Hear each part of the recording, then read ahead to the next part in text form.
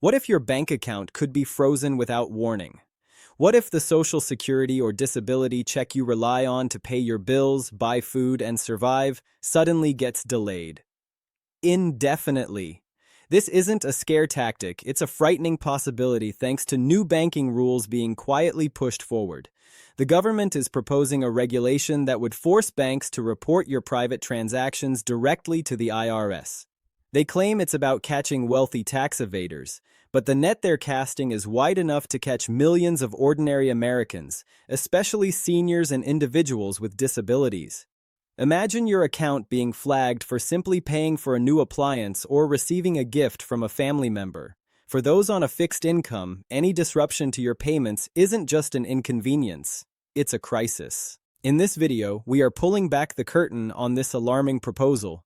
We'll expose the fine print, show you exactly how it could impact your specific benefits, and reveal the crucial steps you need to take right now to protect your financial security.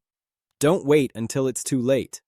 If you believe your financial privacy is worth protecting, show your support by hitting that like button. It helps spread the word and sends a clear message. All right, let's dive right back in. We've already established that big changes are on the horizon, changes that could fundamentally alter how you receive and manage your Social Security and disability payments. But what do these changes actually look like in practice? How do they move from being lines of text in a government document to something that affects your daily life? That's what we're going to unpack right now. First up, let's talk about the shift to all electronic payments. For years, the Social Security Administration, SSA, has been encouraging beneficiaries to switch to direct deposit, and for good reason. It's faster, more secure, and ultimately more efficient. Think about it. No more waiting for a paper check to arrive in the mail, no more trips to the bank to deposit it, and a significantly lower risk of your payment being lost or stolen. The stats don't lie. Paper checks are over 16 times more likely to have issues compared to electronic payments. So, in a move to modernize and cut costs, the government has been phasing out paper checks altogether. While this transition to a digital-first system has been in the works for a while, a recent executive order has put a firm deadline on it. As of September 30, 2025, the era of paper checks for federal benefits, including Social Security, is officially over for the vast majority of recipients. This means that if you haven't already, you'll need to have a bank account or a designated debit card to receive your benefits. Now, before you panic, there are exceptions.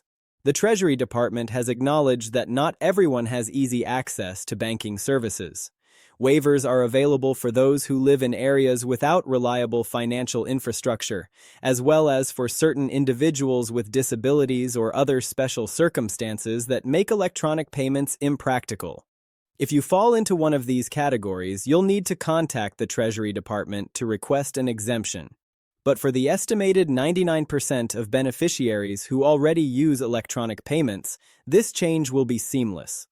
The real impact comes from the downstream effects of this digital push, particularly in how your information is handled and protected. This brings us to the next and arguably most critical piece of the puzzle: increased bank reporting and verification.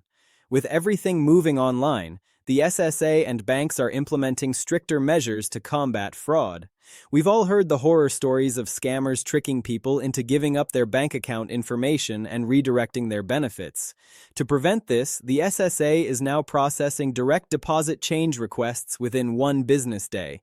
On the surface, this sounds great. Faster service is always a plus. However, this speed also creates a window of opportunity for fraudsters.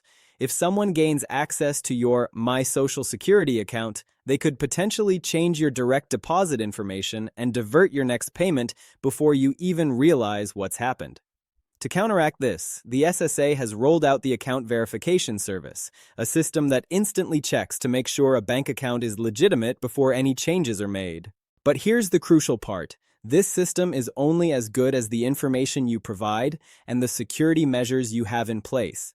It's a stark reminder that in this digital age, we all have a role to play in protecting our own financial information.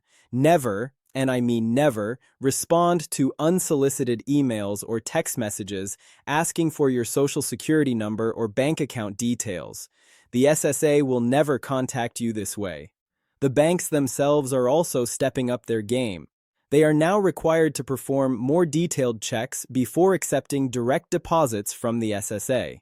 This means they are scrutinizing account information more closely to ensure it matches the beneficiary's name and details exactly.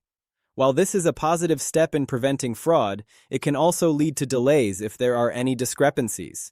Even a small mismatch in your name or address could trigger a flag, causing your payment to be held up while the bank investigates. Some banks are even implementing what are known as ACH filters or blocks on accounts. These are security measures designed to prevent unauthorized electronic withdrawals, but they can occasionally block legitimate payments by mistake. If you've recently changed banks or opened a new account and your payment is delayed, it's worth checking with your bank to see if one of these filters is the culprit. The key takeaway here is to be proactive. Log in to your My Social Security account and double-check that all of your information is accurate and up to date. If you've moved or changed your name, make sure the SSA has the correct information on file. It's a simple step that can save you a lot of headaches down the road. Now, let's shift gears and talk about something a little more controversial, the idea of increased government surveillance of bank accounts. In the United Kingdom, there have been proposals to give the government new powers to monitor the bank accounts of benefit recipients, including those receiving disability payments and pensions. The stated goal is to crack down on fraud, which is estimated to cost the government billions each year.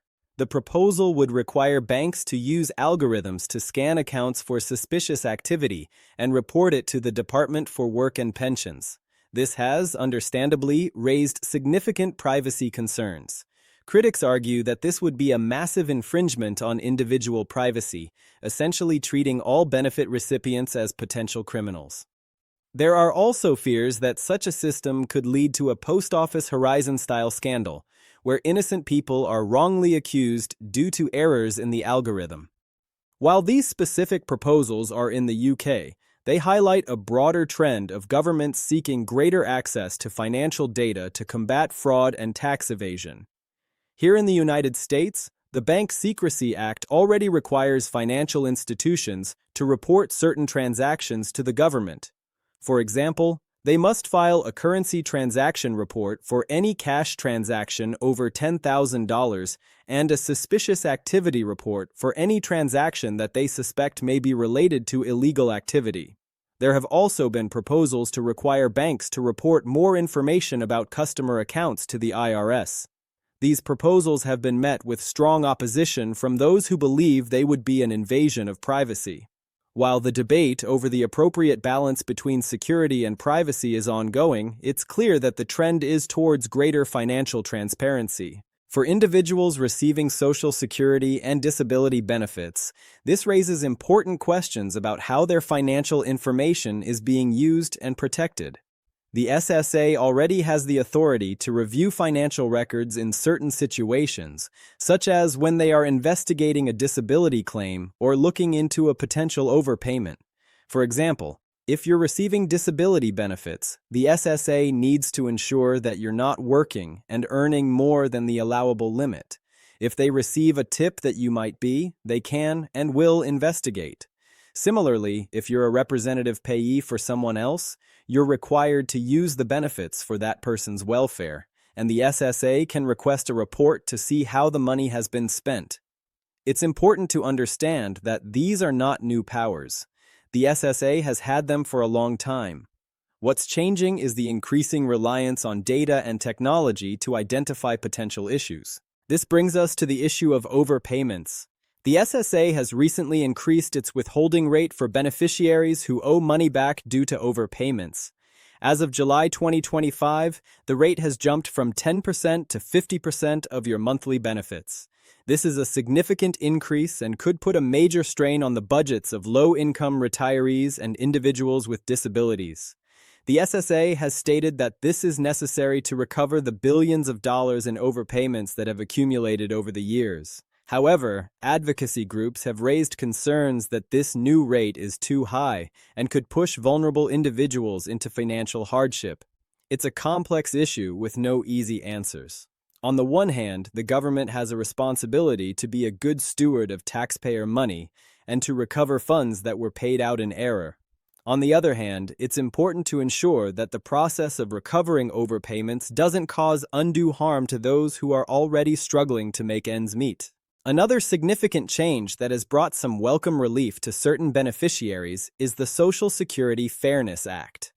This law, which was signed in early 2025, eliminated the windfall elimination provision, WEP, and the government pension offset, GPO.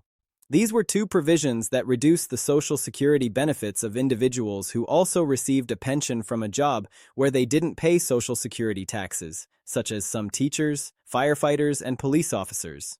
The elimination of WEP and GPO means that these individuals are now eligible for higher monthly benefits. The SSA has been sending out one-time back payments to those who were affected by these provisions. However, this has also highlighted the importance of having up-to-date direct deposit information. If the SSA doesn't have your correct bank account information, you might not receive your back payment, or it could be sent to the wrong account. And as we've already discussed, recovering those funds can be incredibly difficult. Finally, let's touch upon Regulation CC. This is a technical banking regulation that governs how quickly banks have to make funds from a deposited check available to you. The regulation was recently updated to require banks to release more money to customers faster. While this sounds like a good thing, it also means that banks have less time to verify whether a check is legitimate. If you deposit your Social Security check and the bank makes the funds available to you quickly, but then later discovers a problem with the check, they can take that money back out of your account. This is called a chargeback, and it can leave you with a negative balance if you've already spent the money. Because of this increased risk, some banks are becoming more cautious about accepting checks, especially from new customers. They might place longer holds on your Social Security check or even refuse to accept it altogether. This is another reason why switching to direct deposit is so important.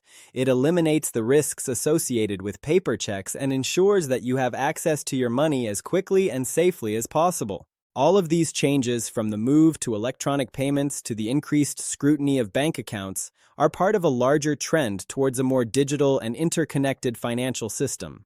While these changes are intended to improve efficiency and security, they also create new challenges and risks. For those who rely on Social Security and disability benefits, it's more important than ever to be informed and proactive. Understanding these new rules and taking the necessary steps to protect your information can help you navigate this changing landscape and ensure that your benefits continue to flow smoothly.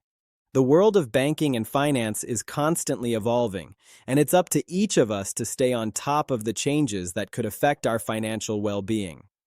By being vigilant and informed, we can empower ourselves to make the best decisions for our financial futures. The days of simply waiting for a check to arrive in the mail are over. We are now active participants in a dynamic and complex financial system, and with that comes a new level of responsibility. So, there you have it. The entire financial landscape, especially for those of us who depend on Social Security and disability benefits, is shifting right under our feet.